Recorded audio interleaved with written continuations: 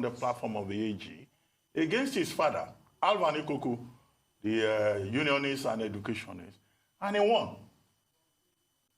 How about that for loyalty and disloyalty? His own father, and he won. His father lost. Well, in the First Republic, Akintola, who was deputy premier to Awolowo, ran against him more or less to become premier of the Western region. In Ondo State, Akin Omobori, who was deputy to Ajashin, ran against Ajashin and he won. Of course, you know, there was a blowout in Ondo State after the election. Don't you think people are accusing Professor Osinbajo of disloyalty, you know, are focusing on the wrong things? Well, then, I mean, to come back to what you're talking about, you've given some historical aspects of this. Now, what has been the consequence? You mentioned Akintola. What was the consequence in Western region of that disloyalty? I mean that action was cited by Chukwuma Kaduna Nzegu as what ignited the January 15, 1966 coup. And we're still suffering the consequences of that till today. You talked about Akin Omobori.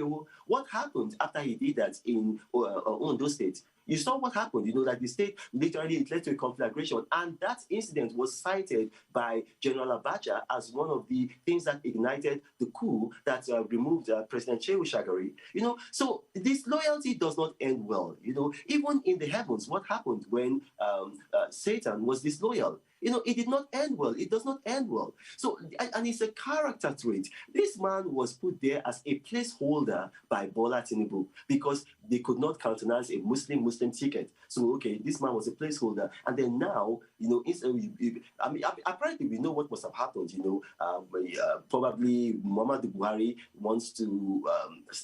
he doesn't want to be succeeded by Bola Tinubu despite the agreement, and he's probably encouraged his vice president to run, and then maybe he's telling him that, listen, we're going to find a way where we are not going to have a direct or indirect primaries. We're going to have consensus, and if we have consensus, we will favor you. But it doesn't matter. It's a character trait. You know, loyalty is the only currency that you have in politics. You know, and people know me for that. You know, I believe in loyalty because without loyalty, you cannot have anything. If you're going to war, and politics is war by other means, you've got to believe that the person behind you has your back.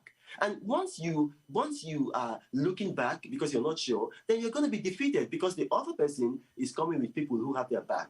This man is a disloyal person, and disloyalty does not end well. We've seen historical consequences of that in Nigeria.